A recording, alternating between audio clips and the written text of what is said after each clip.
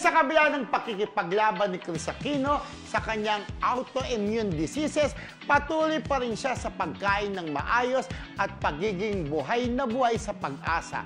Sa katunayan, nagkakalaman-laman na raw ito ngayon mula nang ayusin nito at maging magana sa kanyang pagkain. Sa mga dumadalo sa kanya, lagi niya itong pinapakitaan ng positive vibes at nakukuha ring maging game sa picture taking. Hindi rin siya nakakalimutang humiling ng dasal para sa kanyang buhay at paggaling. Marami ang patuloy na nagbabalik loob sa pagtulong sa mga panalangin para sa kanyang kalusugan. Di ba yung huli natin nakita yung picture, parang payat-payat, na binuot-buot pa ng bibig? Isang buwan na halos sa nakaraan nun.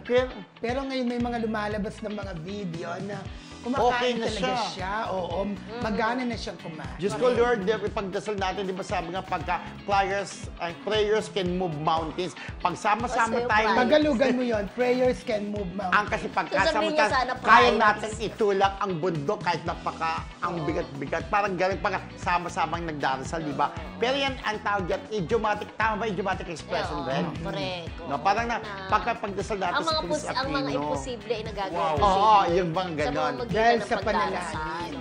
Pero kung isipin mo, di ba, tama nga naman na ito, kailangan niyang maging magana sa pagkain para magkalaman-laman na yung katawan niya, di ba?